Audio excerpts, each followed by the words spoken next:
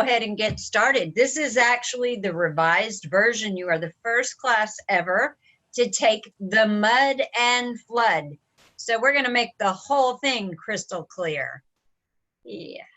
So let's go ahead and get started from the beginning. Oops.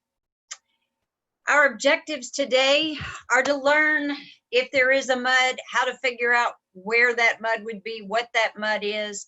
Then once we know there is a mud, is it in the city limits or is it in the ETJ or extraterritorial jurisdiction of a city? How do we know what city it is? What are the best sources of information? How do we fill out the form? And new to this class is, how do we find flood information and how do we read a FEMA map?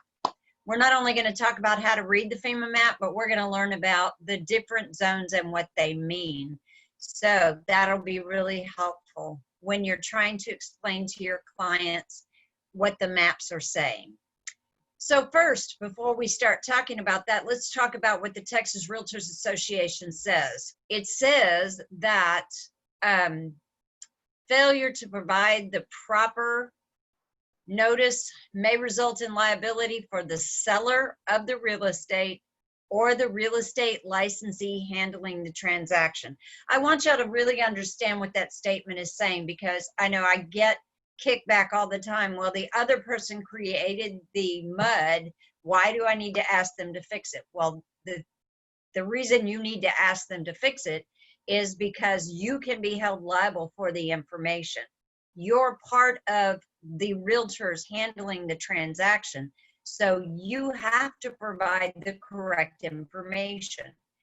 And if they have it wrong, you want to correct it for them. I know that there are times that they'll refuse to sign it when you correct it, but you give your buyer or your sellers the correct information, and that way you're not liable in the handling of this transaction. According to the MUD form, this form should be completed and given to the prospective purchaser prior to the execution of a binding contract. And this is also stated in the Texas Property Code. It's stated in the Texas Water Code. It is right on the top of the form. You can't miss it. It's prior to the execution of the contract. Now, we're not lawyers and we don't give legal advice, but what I have been told by the lawyers is that you can be held liable for the handling of this transaction if you don't give it prior to the execution. Also, it will give the buyer an additional out because they weren't given it prior to the execution. This is extremely important. So the best practice is, even if you have the buyer and the seller doesn't give one, you go ahead and give one so that we know we have given our buyers the most correct information we can.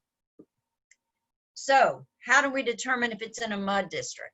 First, we're going to pull up Matrix Tax and we're going to look at the tax records. Occasionally you'll find one that you won't see the tax record. Then we'll have to go to the actual tax assessor collector's websites to find it. Most of the time you won't have to do that.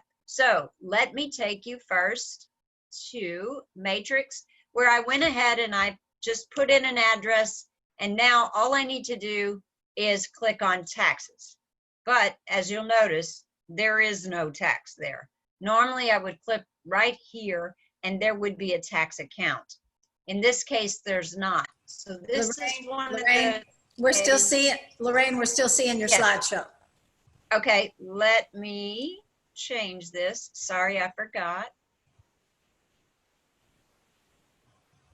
Oops, wrong one.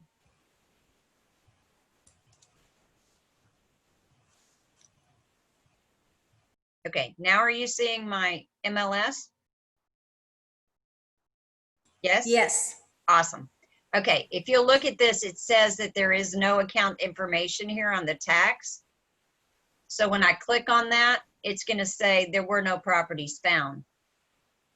On this particular one, I would have to go to the actual county tax assessor collector, which would be the Fort Bend County tax assessor collector, and try to find this. Since this is a new build, it's not likely that you're going to find it because the taxes haven't been filed yet. So I'm going to change this, and we're just going to go to a different one so that I can show you the taxes. And I'm just going to put in a random address. Lorraine, would it probably be in the tax record, but it might be 0 and then the street number? But then your question is, which one is it? If it's more than one on that street. If you find it at all, there will be 0 tax because it's brand new. Gotcha. So I didn't realize that when I put that one in there. So I'm just going to go to one I know has a tax form. And here we are. So when I go down to the jurisdictions, this is what I'm looking for, the jurisdictions. It will tell me if there is a MUD, and you will notice it says Fort Bend County MUD number 57. So just write that down for yourself, Fort Bend County MUD number 57, because we'll come back to that later. So now I know there actually is a MUD that this property is in. So my next question is going to be, what do I do now that I know there's a MUD? Okay, I'm going to change this back and we will go back to the presentation.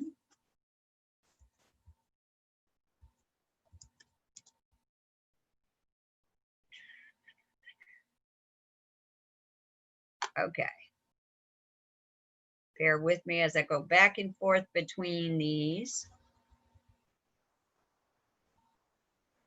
New share, presentation, share.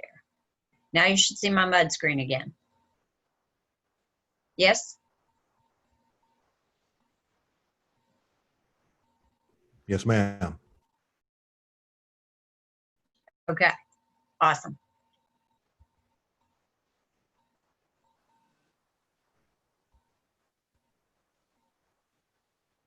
So what I was looking for when I pulled up that tax was an actual MUD district. Sometimes you will see some other things. You will see a PUD, or a public utility district. This is a special purpose district that's set up just for supplying electricity, natural gas, sewer treatment, waste collection, telecommunications, and water to the residents of that district. You will usually see those within a city limits, and they do not have taxing authority.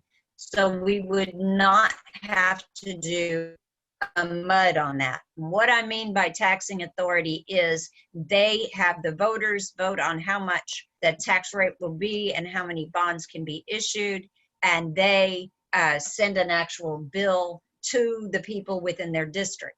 In this case, a PUD will get it from either the city or the county which created it. So you wouldn't need a MUD form. There's also, sometimes you will see a LID, or a local improvement district. And this is a way for cities to finance different projects that need to be done within that particular area. Like in Houston in 2018, there were 643 water main breaks, if I remember the number correctly. And in that, they had to fix several of these breaks were within the same area. So they created what's called a LID, or a local improvement district. And the only goal of that district was to fix all of those broken pipes and to lay new pipe so that they wouldn't break again. So they created what was called a local improvement district, but their money came straight from the city. It did not come from the voters themselves separately. There was no separate bill for this. So, hey, Lorraine, Lorraine, sorry to interrupt yes. you. Just a really quick question. I actually just put a house under contract yesterday in Grand Lakes, and there was a MUD form and also a WCID form. Yes. So what is that? Because I don't see that listed on there, and I didn't know that there were two parts of the taxing situation in Grand Lakes. I just have never seen that. I've always had just one form, and the other agent said, no, there's two. And so I just wanted to see what your comments were on that. I'm not familiar with it. Yeah, a WCID is actually a water improvement district. It is the same thing as a MUD. Some of them are named differently. So you would have to give one for that. I used to have it on here and I don't know why I took it off, but it would be under the same heading as a MUD. Instead of a municipal utility district, it's a water conservation and improvement. Yeah, district, if I so remember basically right.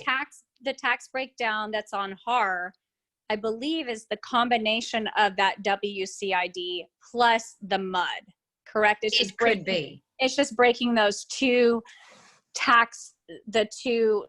it's breaking the tax rate down into the two separate, Right. you know. When we Okay. go to the TCQ database, you'll see that it lists WCIDs and MUDs both, because they both are a political subdivision, meaning that they're a government entity. They're created by the voters, they're voted on by the voters, and they decide based on what the voters say, how many bonds they can issue, how much taxing authority they have.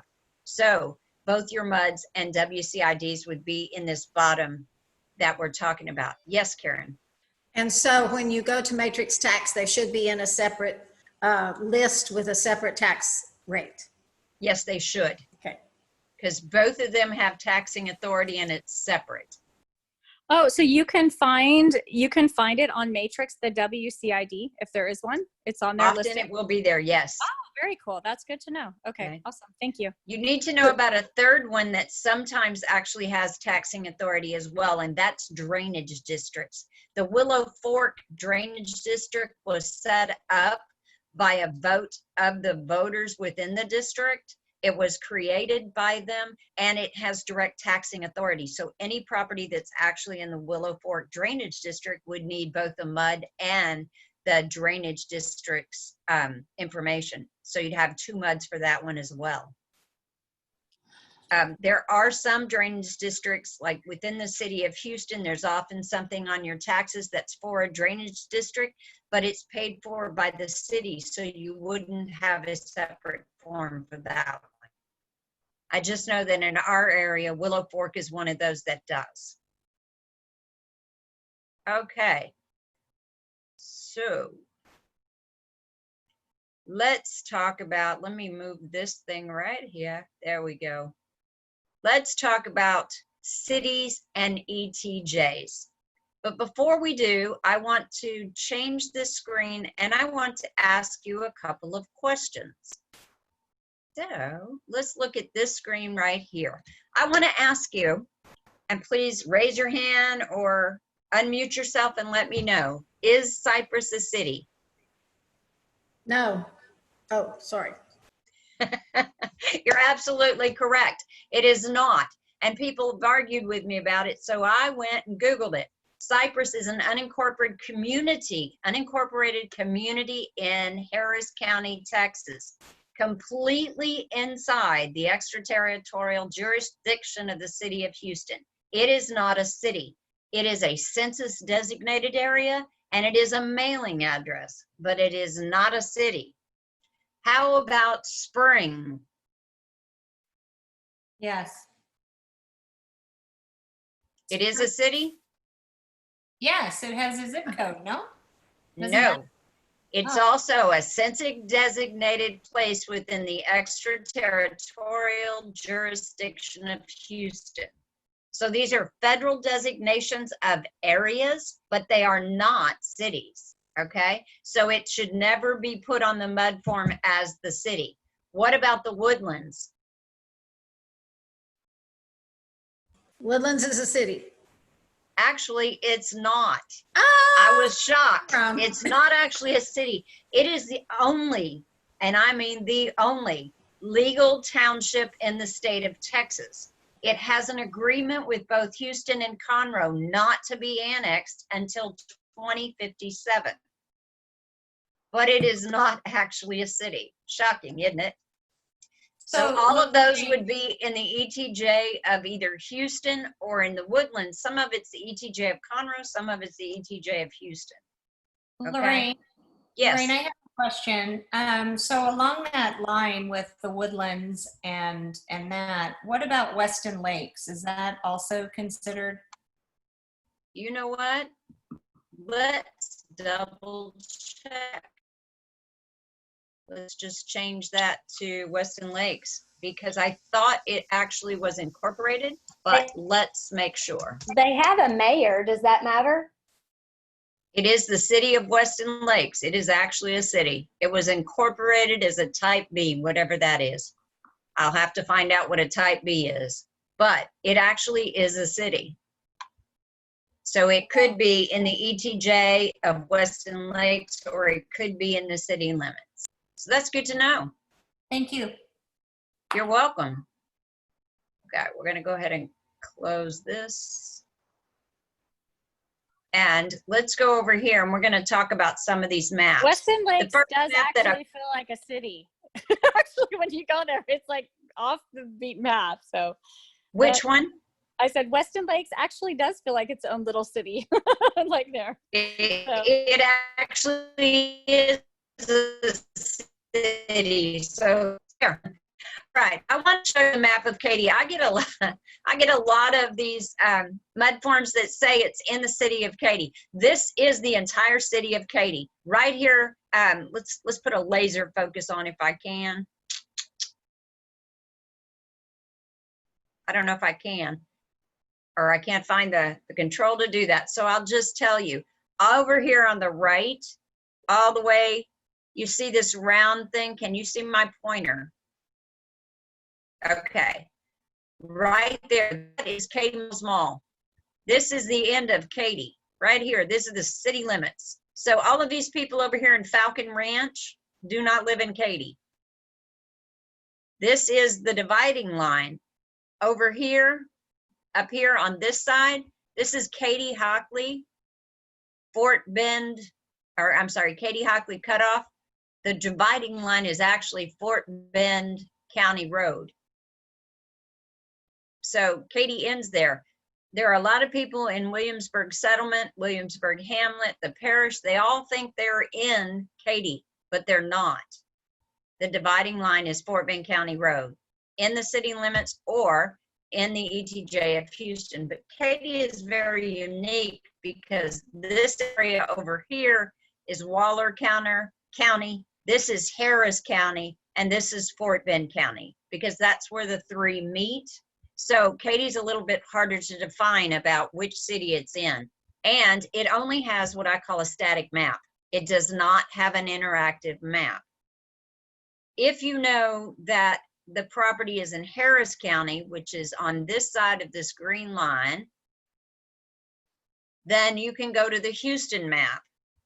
If you know it's in Fort Bend, which is this green line going down this way, you can go to the Fort Bend map. They're both interactive maps. And I recently discovered a brand new map. It is the Waller County interactive map, but it's not active yet. So as soon as it goes active, I will let you know. So let's take a look at the Houston map. This is the Houston map, and we can put in the address right up here. That original address I had, I went ahead and put it here so that I could show you. It immediately will pop up with this and tell you where the property is located. But then I want to click on administrative boundaries and first put city limits. You see nothing happen.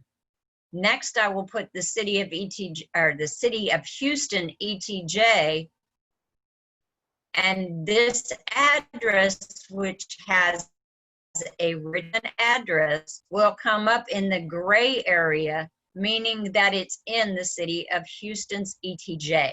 Remember, that's the extraterritorial jurisdiction of a city. If I were to bring this out a little bit further, you could see that on this map, this is the city of Houston. All of this gray, that is its extraterritorial. And as slow as my internet can be sometimes, all of this is going to fill in up here, okay? All the way up to there.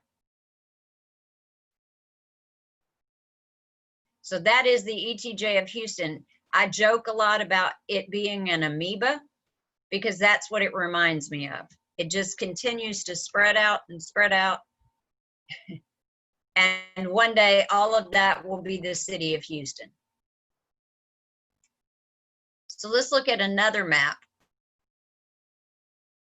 I've already put an address in here as well, so that I can show you what happens when I put it goes to that particular place. All I did is type it in over here. Now I can click on layers and I can say city limits and find out all of the different colors for city limits, but this color didn't change. So it's not actually in any city. So now I'm going to put city ETJs, and it instantly tells me that this particular property, even though it has a Richmond address, is actually in the ETJ of Houston, and somewhere down the line could become part of the city of Houston. Okay. Any questions about the maps? Make sure, folks, all of the attachments were put in the email from Madeline, and I have a feeling she'll have them other places with all of the links for the maps. Right. All of the links for all these maps are in the presentation. So if you didn't download it or you lost the email or whatever, you can always email me and I'll be happy to send you a copy of it. And it will be on kwmconline.com. It will, because we're recording this right now. So all of it will be available on the KWMC online. All right. So now I've shown you the maps. Let's go to the next screen. That's where the Fort Bend County map is, the address for it. And then I will tell you there are a couple of other maps that are static maps. I showed you the city of Katy. I could have shown you the city of Conroe. It has a static map as well. This is public information, and all cities, no matter what their size, are required by the state of Texas to provide this information to the public. So you can go to Google, and this is how I found every one of these maps. Just Google city of Bedice, city of Waco, and you can get a map to come up. I usually put in city of Waco ETJ map because I'm very specific, and it will take me directly to that map. So any city that you're dealing with, you can get that. Fort Bend Counties is wonderful because Fort Bend has done it for every single city within Fort Bend County. So it doesn't matter if it's Beasley or Richmond or Sugar Land, all of them are included on the Fort Bend County map. So it's a wonderful map for the entire county. And that is what Waller County is doing once they have their map active. So now I know that it's in an ETJ. The one that I'm going to work on is 3522 Junction Bend. That's the mud I'm going to show you, or the address I'm going to show you the mud for. So if you want to write that down, it's 3522 Junction, Junction, Bend, Bend, and it is Katy. Okay. We already looked at the taxes for that one, and we said that it was Fort Bend County MUD number 57. So what I'm going to do is I'm going to change screens again, and I'm going to show you where I go to get the information. Now you can go to Realist and you can get the MUD information, but let me explain to you where their information comes from. Realist pulls from all of the county tax assessor collector websites once a year. I don't know what day. They just told me they do it once a year.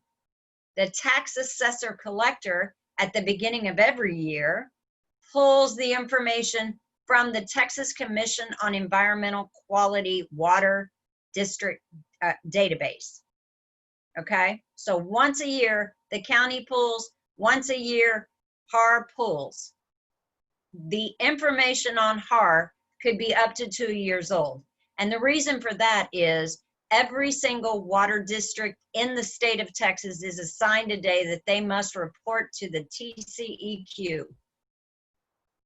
Every single one. So every day the database is updated based on who's reporting that day. So if you pull the information today from Realist and tomorrow that particular mud is supposed to report to the TCEQ, the next day that information is going to change. So the person pulling the day after they report is pulling old information. Okay, so that's why I go to the source. And this is the actual database that, I'm sorry, the actual website I would go to, the Texas Commission on Environmental Quality. But where I really want to go is to their water district database. So I'm just going to type WDD in there and hit enter. And what it's going to take me to is the water district database on their website. So I'm going to click on that, and then it's going to tell me, do you want to use it? And I do. So I'm going to use the WDD. And some of you have been with me before, and we've looked at MUDs, and this is where we go. We want to go to the water district name or number. Now I will tell you, when I click on that, what it's going to ask me for is the full name. This is an old DOS database. It is not user-friendly. So in my presentation, if you pulled it down, you're going to have step-by-step instructions on how to do this. So what I'm going to do for you now is I'm going to walk you through, and I'm going to say those instructions so that it will help you. I'm going to type Fort Bend County, MUD 57. The reason I type Fort Bend County is this: if I abbreviate, if I leave out a word, it may not find it. So let's leave out the word county and submit it.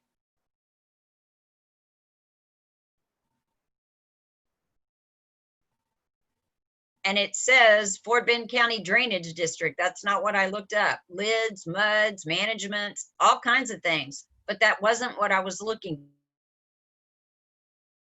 for. So let's put county back in and hit search. And the very first one is Fort Bend County MUD number 57. I always check to make sure it says active over here, because it also lists all the deleted ones, all the dissolved, any that are inactive. So always make sure that you're looking for active. Sometimes there's two with the same name, and one is active and one is not. So we're going to click on Fort Bend County MUD number 57. And the first thing we see is who is the responsible party. I'll tell you a secret. This is their lawyers. That's the information that they give you there. If you call this phone number, they will tell you, we're not the one that give you the information. Here's whoever does. Okay. So I go to the bottom and I want to run the district information report. All right. I only want two things from this. First, I want to know what is the tax rate, and it's 0.90. So that's my tax rate. Okay. I'm writing these down as we go. I also want the total voter approved. Okay. And that is $72 million. That is what the voters have said this particular MUD can spend. No more. That's it. So remember I told you this is an old DOS database. This is one of those times you want to actually click and go back in your history so that you're back on the first page and scroll up to the top. Now, you'll notice here is a little thing that says documents, and up here is a bright orange document. If I click on this bright orange document, I will get every document in this database. My computer probably would just sit here and spin because the internet is not that great. So I want to click on this one. It's specific to Fort Bend County MUD number 57. So when I click on it, even for this, it spins a little. Come on, you can do it. There we go. All right. I want to look for the document right here that says audit. I want to first look right here. When did they last report? Who can tell me? Unmute yourself. January 7th, 2020. That is correct. So they just reported in January of this year. So this information is as up to date as it's possibly going to get. I want to write down the year 2020. That is the year of my tax information. Okay? That will become important when we take all this information and we fill out a form. So I clicked on that audit, and there's really only one thing I want here. I want to know the current bonds outstanding. And if I look over here, it is 0. And I've had people call me and say, oh my gosh, Lorraine, I'm doing the SMUD and I looked and it says bonds outstanding is 0. And I say, hey, if you live in that district, they have paid off all their debt. That does mean that your taxes go down. Not that year, but the year that after they paid them off, your taxes will go down, and that's exciting. So I always want to know how many bonds are outstanding. Okay, so I write down 0 for this one. Everybody with me so far? Okay, I'm going to change my screen. We're going to go talk about the form a little bit. Because now I've done everything that it says on this page. When you're looking at the documents that you can print out, it will walk you step by step on what you can do to get through this water utility database. If you do all these steps in this order, you'll get it right every time. Now we're going to put it all together. We've confirmed that we have all the information. There actually are, and I don't know why, HAR used to have 3 forms. They were called a Form A, a Form B, and a Form C. Okay? They're all the HAR 400, but there are an A, B, and C. And then they replaced it with just the HAR 400, but they did not retire Form A, B, and C. So sometimes the other agents will send you these forms. You just need to know what they are. Form A specifically says that it's only for use if the property is within the city limits. Form B is only used when it is not within the city limits, but it is within the ETJ of a property, of a city. And Form C is very rare in our area because it's only used if it's neither in a city limit nor in an ETJ. That usually doesn't happen around us. If you're not in an ETJ and you're not in a city, you more than likely have your own on-site sewer and no one can claim you. So Form C, most of the time you'll see it in West Texas. I have heard there is one in our area somewhere, but I've never seen anybody sell property in that area. So this is what the Form 400 looks like.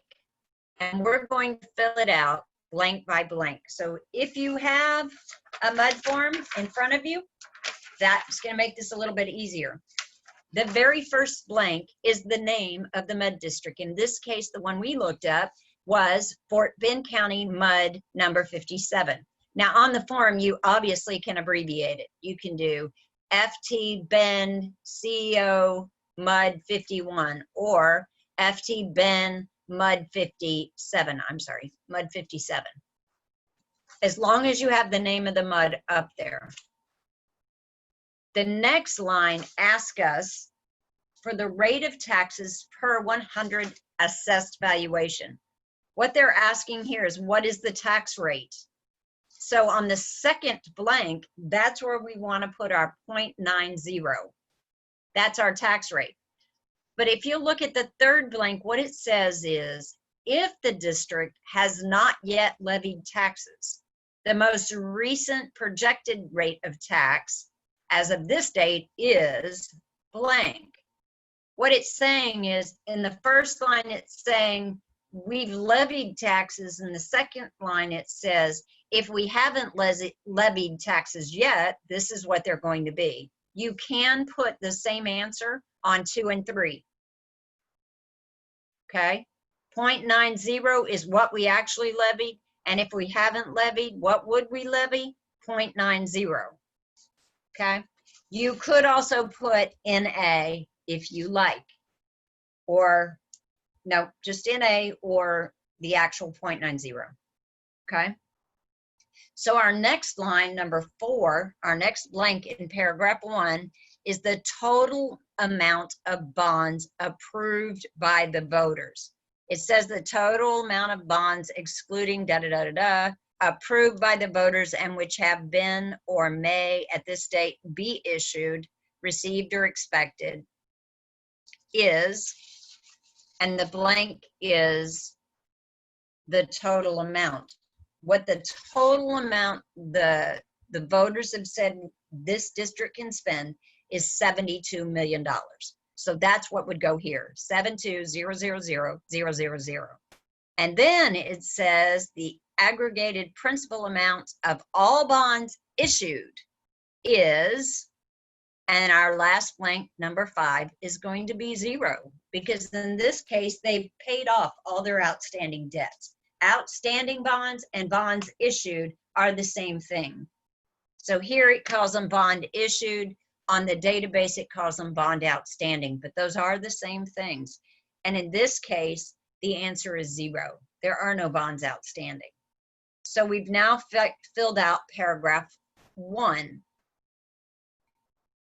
But what do we put on paragraph 2? I'm going to tell you, put in A, unless you are buying a lot in a developed neighborhood and there's no house on it yet. Every other house in the neighborhood is built, but your lot is blank. Then your lot would have a standby fee. That can be charged by the water district, by your HOA, by your POA. It's charged because when the developer built out the neighborhood, he ran septic and he ran water to every single lot that he had subdivided. And he has to pay for each of those. In order to pay for that empty lot, he would assess a standby fee. Okay? The TCEQ doesn't deal with standby fees. You won't ever find it on their website, but understand that you only need it if there is no home on that property. Okay? It's rare that you're going to come up against that. Okay, so now we're going to go to line 3, and we were talking about, is it in a city? Is it in an ETJ? Is it in neither one? So if you'll look at line 3, it says, if it's in whole or in part within the corporate boundaries of a municipality. I'm going to make that real easy for you. Take out the legalese, it becomes in a city. The next line.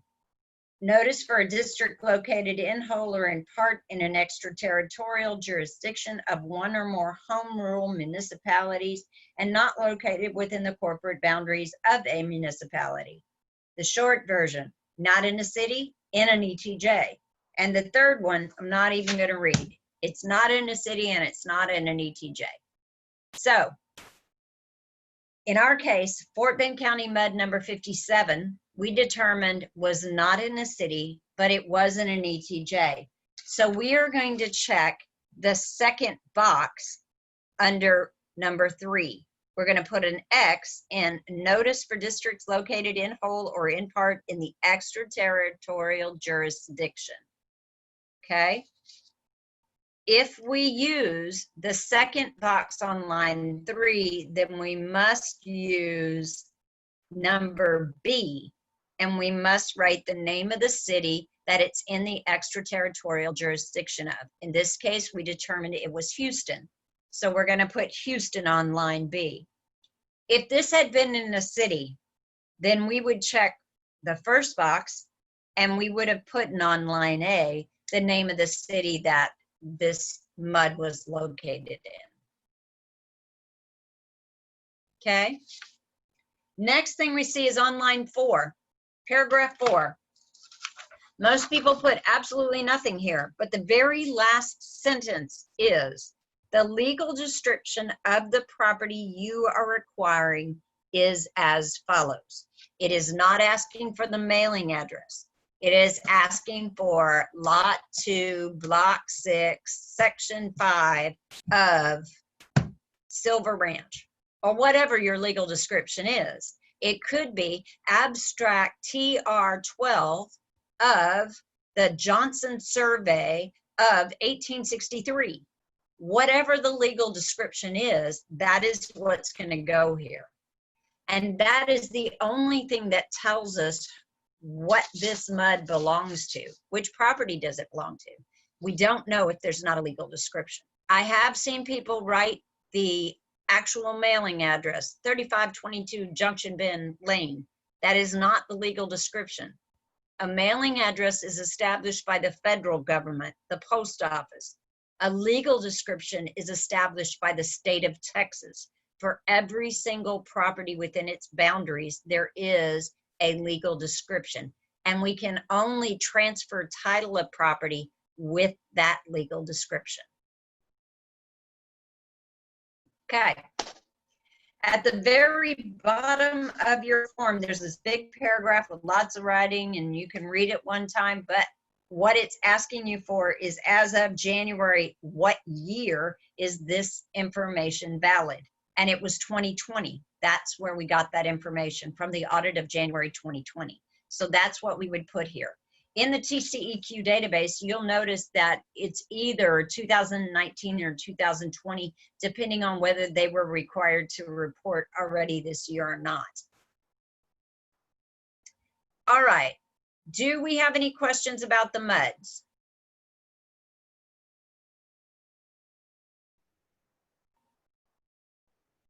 Karen, do you see chat? Because I don't see chat for some reason.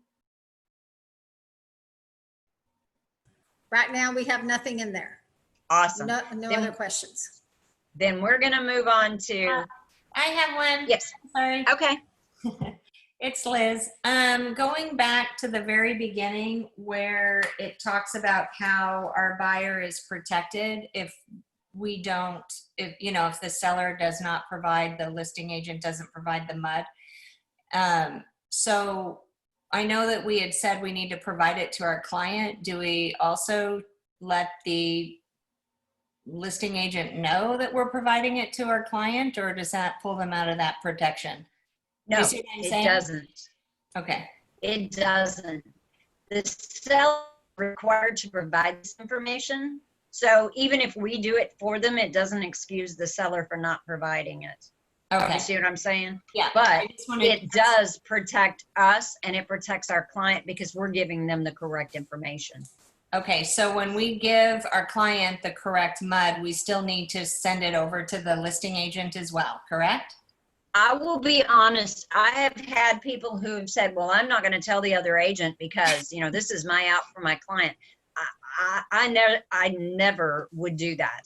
I believe in a win-win for both sides. So if the other side has done something that I know is not right, I'm going to give them a call and I'm going to say, hey, I took a look at the mud form and I realized it's not correct. We need to fix it. I looked it up, and this is actually in the ETJ of Houston, not within the city limits of Katy. So we need to change that. I've gone ahead and prepared one. If you want, I'll go ahead and have the buyer sign it. We can send it over for your sellers. Do you want me to do that?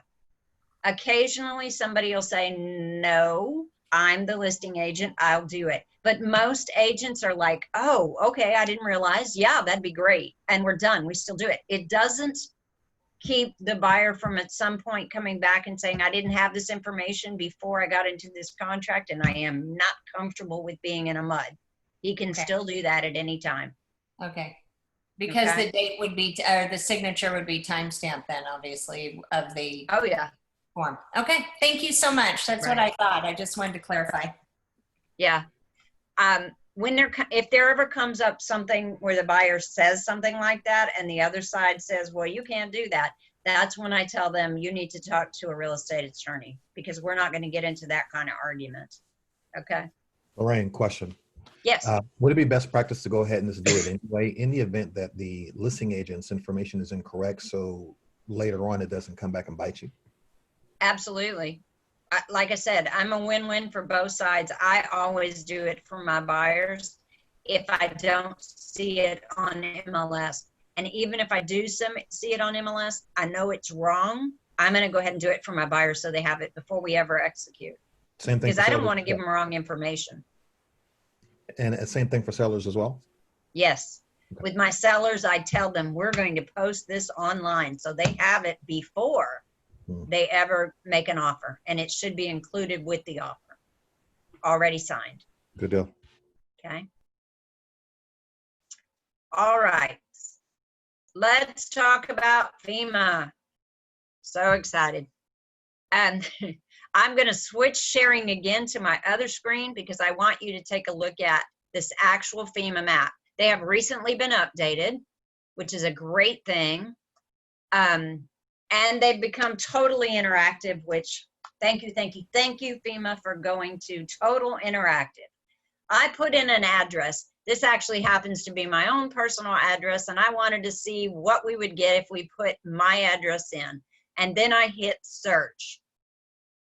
And what came up is down here. You'll notice I'm about halfway down the road. I am sitting high and dry in an area of minimum flood hazard zone X. I'll tell you, if you were looking at a topographical map, I'm actually raised up here. I'm at the top of the hill. The hill goes this way and it goes down the other way. I'm right at the crest. So over here is the main road. It's FM 1486, and this is my road.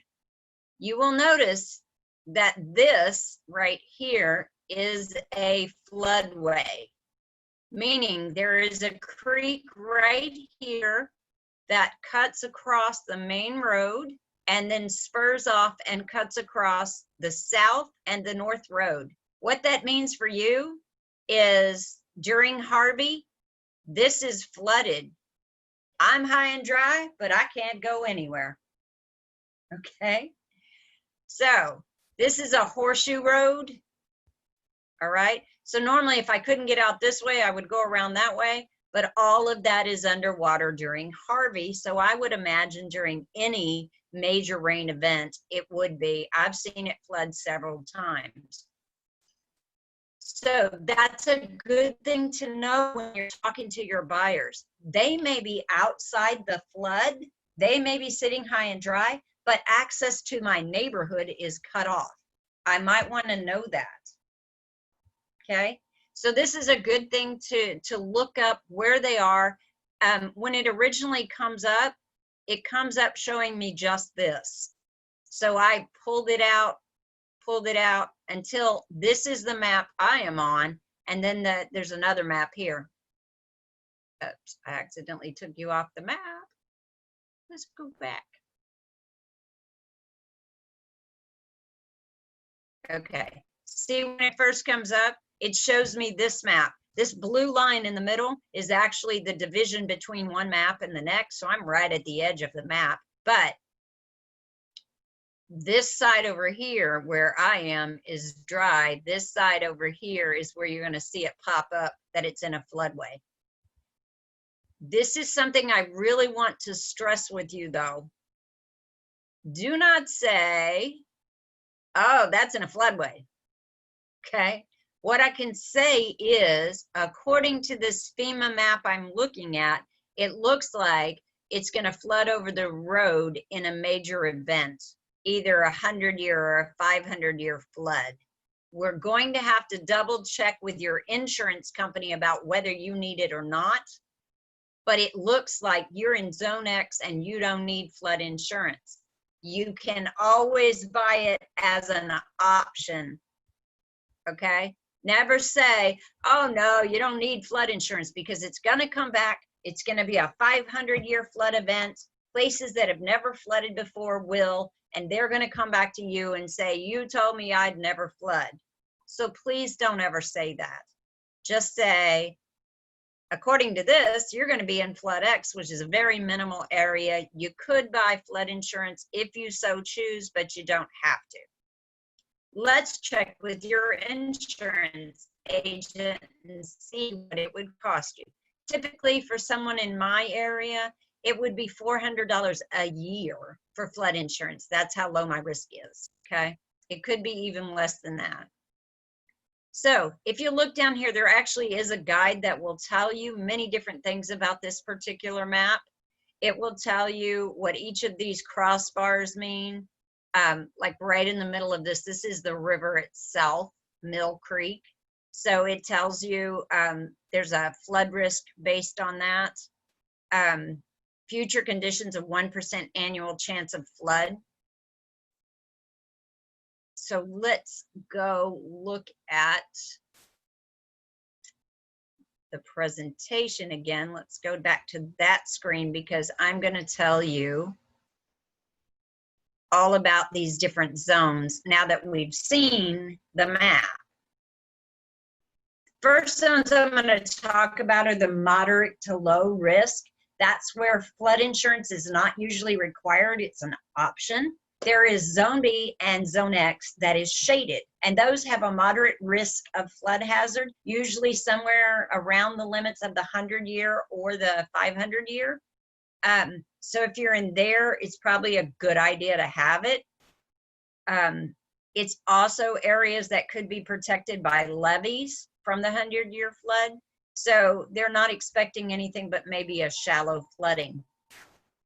However, the zone C and X that are unshaded, which is the one I showed you where my property is, those are above the 500-year floodplain. While you could have some ponding or local drainage problems because there's trees, there's leaves, there's trash, whatever in the drains, so now you can't, now it doesn't drain properly. Most of the time in this area, you're not going to see any kind of flooding. This is the Zone X, outside of the 500, protected by levees from the 100-year. Okay, this is where we start getting into problems, because these are the high-risk area. We used to have what was called A130, and the only reason I included it here in the definitions is because FEMA has not completely updated all of the areas yet.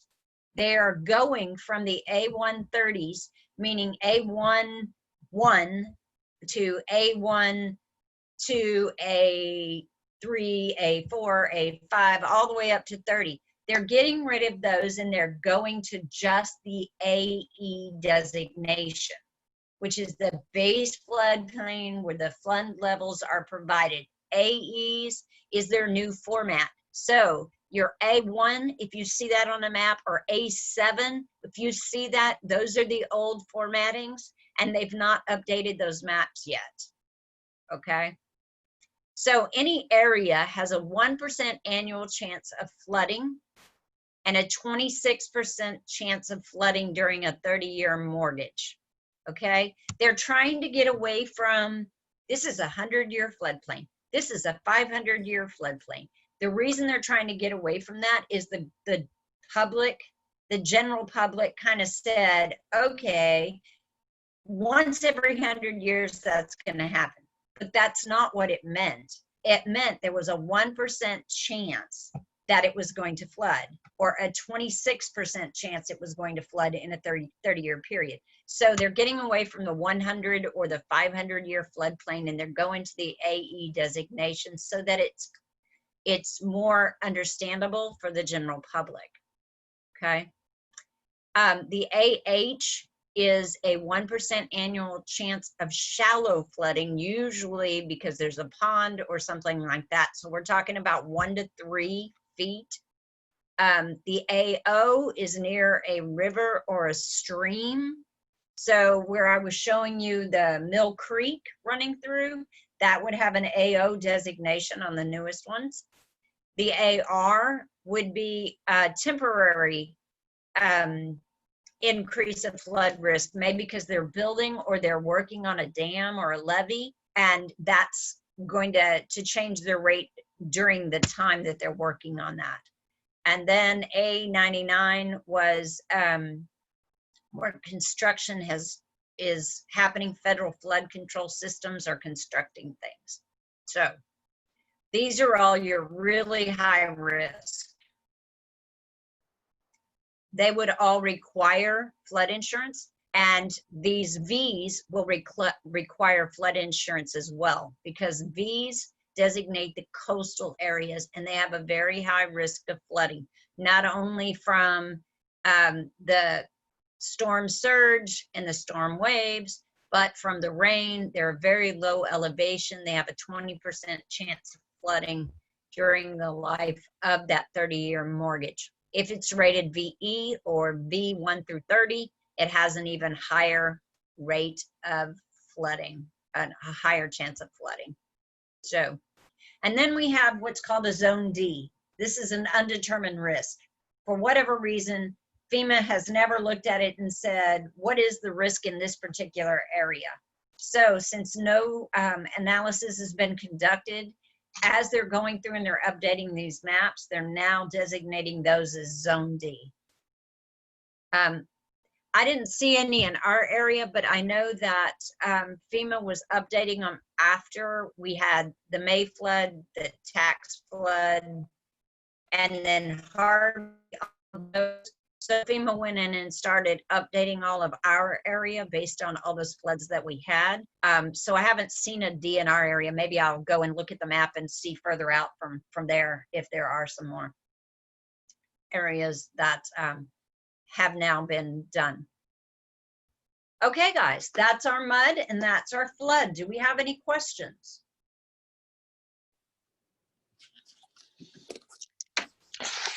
Just to clarify on the mud forms, the date that you put at the bottom, the year, that's based on the date when the audit was completed or when it was received? That's the date that they filed that audit. Okay. That would be the most current, is the date they filed the audit. Okay, very good. Okay. And those maps, Lorraine. All right, guys, I appreciate you being here. Yes. I'm sorry, the maps, where did you get those maps from? Are they in the presentation as well? They What? are. If you go, let's go up, up, up. Okay. There are 2 or 3 pages of maps here. There are 3 pages of maps, page 7, 8, and 9. I Okay. talk about the city of Houston, the Fort Bend County, and then other maps that I know of. And like I said, once I find out that Waller's has gone active, I will be adding the Waller one to this as well, so that we'll have that one. Between that and the matrix tax information, this is what we would use to fill out the mud form, correct? This is where you would go to find out whether it's in the city or in the ETJ. Okay. Okay. Any other questions? Thank you.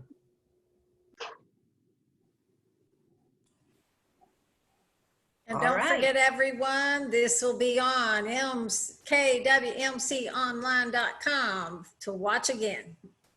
Absolutely. I thank you for coming. I hope it was valuable to you, and I look forward to seeing you again. Wonderful, Lorraine. Thank you, thank you, thank you. Everybody's saying thank you. Thank Thank you. you. When's your next class? On this? No, anything. Oh, anything. folks, Oh. don't forget, if you need to take Ignite again, we're doing July the 6th. That's what I was about to say. The next session of Ignite should be July the 6th. We do have to have 20 confirmed people before we will do it. So if you're wanting to take it, it would be a good thing to get with Madeline quickly. Because if I don't have 20 people by the 19th of next week, I will cancel that and move it to the next month. So I do not have anything else on the calendar for this month other than putting that together for next month. But I will definitely send a notice on the next class I'm going to teach. Maybe a contracts compliance class? That would be great. I will talk to Madeline about putting that on the calendar. Thank you so much. Thank you, You're very Anthony. welcome. Yes, ma'am. Bye, Lorraine. Bye. Have a great day. Thank you.